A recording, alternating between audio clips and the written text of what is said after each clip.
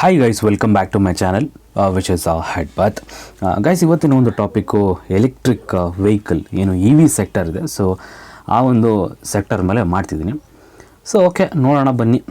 Electric vehicle ಸೆಕ್ಟರ್ನಲ್ಲಿ ಒಂಥರ early ಸ್ಟೇಜಲ್ಲಿ enter ಆಗಿರ್ತಕ್ಕಂಥ ಒಂದು ಕಂಪನಿ, ಹಾಗೆಯೇ ಒಂದು ಶೇರ್ ಅಂತ ಹೇಳೋದಾದರೆ ಟಾಟಾ ಮೋಟಾರ್ಸ್ ಅವ್ರು ಏನಿದ್ದಾರೆ, ಸೊ ಅರ್ಲಿ ಸ್ಟೇಜಲ್ಲಿ ತುಂಬ ಬೇಗನೆ ಎಂಟರ್ ಆದರು.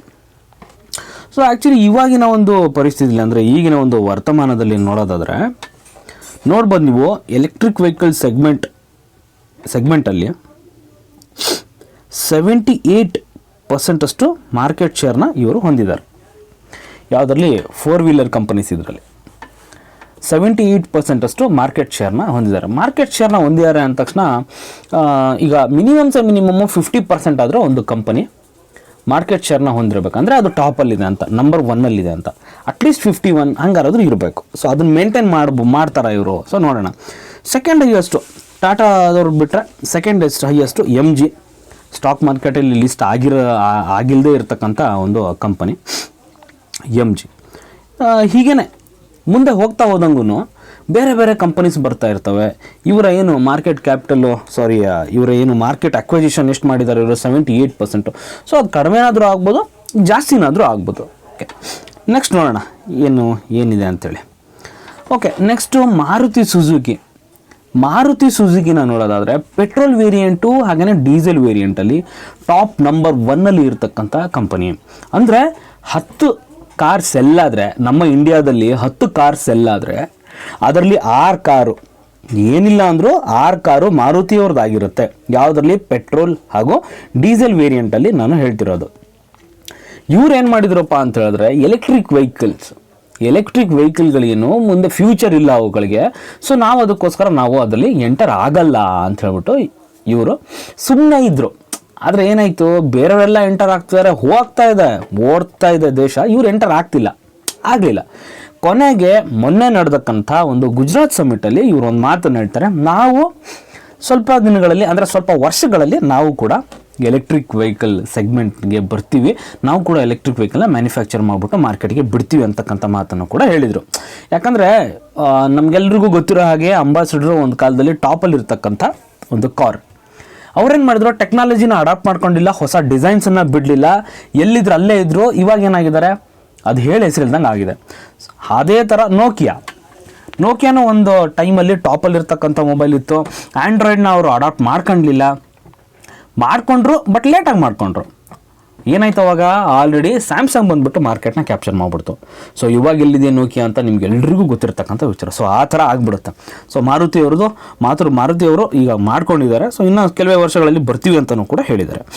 Okay, next Mahindra. ಈ ಶೇರ್ನ ಬಗ್ಗೆ ಹೇಳೋದಾದ್ರೆ ನಿಫ್ಟಿ 50ಯಲ್ಲಿ ಇರ್ತಕ್ಕಂಥ ಒಂದು share, large cap. Of course Nifty 50ಯಲ್ಲಿ ಇದೆ ಅಂತ ಹೇಳಿದ್ರೆ ಒಂದು ಸ್ಟ್ರಾಂಗ್ ಆಗಿರ್ತಕ್ಕಂಥ ಒಂದು ಕಂಪನಿ, ಹಾಗೆಯೇ ಫಂಡಮೆಂಟಲಿ ಸ್ಟ್ರಾಂಗ್ ಆಗಿರ್ತಕ್ಕಂಥ ಒಂದು ಕಂಪನಿ. ಜಾಸ್ತಿ ಇದ್ರ ಮೇಲೆ, ಈ ಶೇರ್ನ ಮೇಲೆ ಒಂದು ಲೈಟ್ ಎಲ್ಲೂ ಬಿದ್ದಿಲ್ಲ, ಜನಕ್ಕಷ್ಟು ಗೊತ್ತಿಲ್ಲ. ಅಂದರೆ ಇದ್ರ ಬಗ್ಗೆ ಎಲ್ಲೂ ಕೂಡ ನಾವು ಜಾಸ್ತಿ ಕೇಳಿಲ್ಲ ಅಂತ ಒಂದು ಶೇರ್ ಮಹೀಂದ್ರಾ. ಏನಪ್ಪ ಮಾಡಿದ್ದಾರೆ ಇವರು ಅಂತ ಹೇಳಿದ್ರೆ, ಫೋಲ್ಕ್ಸ್ ವ್ಯಾಗನ್ ಅಂತ ಏನು ಜರ್ಮನ್ ಕಂಪನಿ ಇದೆ, ಅವ್ರ ಜೊತೆಗೆ ಒಂದು ಹೊಸ ಡೀಲನ್ನು ಮಾಡ್ಕೊಂಡಿದ್ದಾರೆ. ಸೊ ಅದಕ್ಕೋಸ್ಕರ ಶುಕ್ರವಾರದ ದಿನ ಅಂದರೆ ನಿನ್ನೆ ದಿನ 52 ವೀಕ್ ಹೈನ ಇದು ಅಚೀವ್ ಮಾಡ್ತು. ನೋಡ್ಬೋದು ನೀವು, 4.13% ಅಷ್ಟು ಟಾಪಲ್ಲಿ ಇದು ಕ್ಲೋಸನ್ನು ಕೊಡುತ್ತೆ. ಹಾಗೆಯೇ ಕೂಡ 52 ವೀಕ್ ಹೈನ ಇದು ಮಾಡುತ್ತೆ ಶುಕ್ರವಾರದ ದಿನ. ಏನಪ್ಪ ಅದು ಡೀಲು ಏನು ನೋಡೋಣ. ಸ್ಕ್ರೀನ್ ಮೇಲೆ ನೋಡ್ತಿರ್ಬೋದು ನೀವು, M&M signs supply agreement with Volkswagens group for mobility push ಮಾಡೋದಕ್ಕೋಸ್ಕರ ಫೋಲ್ಕ್ಸ್ ವ್ಯಾಗನ್ ಜೊತೆ ಒಂದು ಅಗ್ರಿಮೆಂಟ್ನ ಮಾಡ್ಕೊಳುತ್ತೆ. ಸೊ ಸ್ವಲ್ಪ ನೋಡೋಣ ಯಾವ ಥರ ಅಂತ ಹೇಳ್ಬಿಟ್ಟು. ಸೊ ಆ ಕಾರಣಕ್ಕಾಗಿ ಅಂದರೆ ಇವರು ಕೂಡ ಎಲೆಕ್ಟ್ರಿಕ್ ವೆಹಿಕಲ್ ಸೆಕ್ಟರ್ಗೆ ಇವರು ಕೂಡ ಎಂಟರ್ ಆಗ್ತಿದ್ದಾರೆ. ನಾನು ಏನು ಹೇಳಕ್ಕೆ ಹೊರಟಿದ್ದೀನಿ ಅಂತ ಹೇಳಿದ್ರೆ, ಈಗ ನೋಡಿ, ನಾನು ಮುಂಚೆನೇ ವೀಡಿಯೋ ಸ್ಟಾರ್ಟಿಂಗಲ್ಲೇ ಹೇಳಿದೆ, ಟಾಟಾ ಮೋಟರ್ಸ್ ಅವರೇನೋ ಟಾಪಲ್ಲಿದ್ದಾರೆ, 78 ಹತ್ರ ಮಾರ್ಕೆಟ್ ಶೇರ್ನ ಅಕ್ವೈರ್ ಮಾಡ್ಕೊಂಬಿಟ್ಟು. ಅದು ಪರ್ಮನೆಂಟಾಗಿ ಇರಲ್ಲ, ಅದನ್ನೇ ಹೇಳ್ತಿರೋದಿಲ್ಲ ನಾನು. ಈಗ M&M ಮಹೀಂದ್ರಾ ಅವರು ಎಂಟರ್ ಆಗ್ತಾ ಇದ್ದಾರೆ. ಹಾಗೆಯೇ ಮಾರುತಿ ಅವರು ಏನಾಗಿದ್ದಾರೆ, ಆಲ್ರೆಡಿ ನಾವು ಎಂಟರ್ ಆಗ್ತೀವಿ ಅಂತ ಗುಜರಾತ್ ಸಮಿಟಲ್ಲಿ ಹೇಳಿದರು. ಸೊ ಇವರು ಕೂಡ ಎಂಟರ್ ಆಗ್ತಾರೆ. ಏನಾಗುತ್ತೆ ಮುಂದೆ ಹಾಗಾದರೆ ನೋಡೋಣ ಬನ್ನಿ. ಸೊ ಓಕೆ, ಈ ಪ್ಯಾರಾದಲ್ಲಿ ನೋಡ್ಬೋದು ನೀವು, Indian ಆಟೋಮೇಕರ್ Mahindra and Mahindra has signed a supply agreement with German-based company, which is Volkswagen Group. So ಆ ಒಂದು ಮಾತನ್ನ said in stock exchange filing on Friday. Stock ಎಕ್ಸ್ಚೇಂಜ್ಗೆ ಈ ಒಂದು ವಿಷಯವನ್ನು ಇವರು ಫ್ರೈಡೇ ದಿನ ತಿಳಿಸಿದ್ದಾರೆ ಅಂತಕ್ಕಂಥ ಒಂದು ಪ್ಯಾರಾ ಅದು. ನೆಕ್ಸ್ಟು ಈ ಒಂದು ಲೈನನ್ನು ನೋಡಿ, ಇಲ್ಲಿ Volkswagen plans to use this technology for 80% of its battery cells and has claimed that it will reduce costs by half. ಅಂದರೆ ಅರ್ಧಕ್ಕೆ ಅರ್ಧ ಕಡಿಮೆ ಆಗುತ್ತಂತೆ. ಯಾವಾಗ ಅದೇ 80% ಬ್ಯಾಟ್ರಿ ಸೆಲ್ಸ್ನ ಅವರು ಅದೇನೋ ಹೊಸ ಒಂದು ಟೆಕ್ನಾಲಜಿ ಮಾಡ್ಕೊಂಡ್ಬಿಟ್ಟು ಇದು ಮಾಡ್ತಿದ್ದಾರೆ. ಸೊ ಅದರಿಂದ ಅರ್ಧಕ್ಕೆ ಅರ್ಧ ಇದರಷ್ಟು ಕಾಸ್ಟು ಕಟ್ ಆಗುತ್ತೆ ಅಂತ ಹೇಳಿದ್ರೆ ನೀವು ಇಲ್ಲೇ ನೋಡ್ಕೋಬೋದು. ಮುಂದಿನ ದಿನಗಳಲ್ಲಿ M&M ಇಂದ ಮ್ಯಾನುಫ್ಯಾಕ್ಚರ್ ಆಗಿ ಬರ್ತಕ್ಕಂಥ ಕಾರ್ ಆಗಿರ್ಬೋದು, ಏನೋ ಒಂದು ಆಗಿರ್ಬೋದು, ಎಲೆಕ್ಟ್ರಿಕ್ ವೆಹಿಕಲ್ಸು, ಏನೋ 2 ವೀಲರ್ ಆರ್ 4 ವೀಲರು. ಸೊ ಯಾವ ಲೆವೆಲ್ಗೆ ಅದ್ರ ಪ್ರೈಸ್ ಇರ್ಬೋದು. ಸೊ ಇಲ್ಲ ಇಂಡೈರೆಕ್ಟಾಗಿ ಹಿಂಟನ್ನು ಕೊಡ್ತಾ ಇದ್ದಾರೆ ನಮಗೆ. ಸೊ ನೋಡೋಣ, ಅಂದರೆ ಕಾಸ್ಟ್ ಕಟ್ಟಿಂಗ್ ಆಗುತ್ತೆ ಆ ಒಂದು ಎಲೆಕ್ಟ್ರಿಕ್ ವೆಹಿಕಲ್ನಲ್ಲಿ. ಸೊ ಓಕೆ, ಹಾಗೆಯೇ ನೆಕ್ಸ್ಟ್ ನೋಡಿ, ಇಲ್ಲಿ Mahindra is looking to launch 5 all-electric SUV in India through INGLO December 2024 onwards. December 2024 ಅಂದರೆ ಇದೇ ವರ್ಷದ ಕೊನೆಯಲ್ಲಿ ಅಲ್ಲಿಂದ ಇವರು ಲಾಂಚ್ ಮಾಡೋಕ್ಕೆ ಸ್ಟಾರ್ಟ್ ಮಾಡ್ತೀವಿ ಅಂತಕ್ಕಂಥ ಒಂದು ಮಾತನ್ನು ಕೂಡ ಹೇಳಿದ್ದಾರೆ. ಸೊ ನೋಡೋಣ, ತುಂಬಾ ಬೇಗ ಇವರು ಎಂಟರ್ ಆಗ್ತಾ ಇದ್ದಾರೆ. ಸೊ ನೋಡೋಣ ಏನಾಗುತ್ತೆ ಅಂತ ಹೇಳ್ಬಿಟ್ಟು. ಹಾಗೆಯೇ ಈ ಸಲ ಬಂದಿರತಕ್ಕಂಥ Q3 ರಿಸಲ್ಟ್ಸು ಕೂಡ ತುಂಬಾ ಚೆನ್ನಾಗಿದೆ. ಒಂದು ಸಾಲಿಡ್ ಆಗಿರ್ತಕ್ಕಂಥ ಕಂಪನಿ. ನೋಡೋಣ ಯಾವ ಥರ ಇರುತ್ತೆ, ಏನು ಥರ ಇರುತ್ತೆ ಅಂತ ಹೇಳ್ಬಿಟ್ಟು. ಇದ್ರ ಮಾರ್ಕೆಟ್ ಕ್ಯಾಪಿಟಲೈಸೇಷನನ್ನು ನೋಡಿದ್ರೆ, ಮಾರ್ಕೆಟ್ ಕ್ಯಾಪ್ನ ನೋಡ್ರಿ ಇಲ್ಲಿ 2,28,256 ಕೋಟಿಯ ಒಂದು ಮಾರ್ಕೆಟ್ ಕ್ಯಾಪಿಟಲೈಸೇಷನನ್ನು ಇದು ಹೊಂದಿದೆ.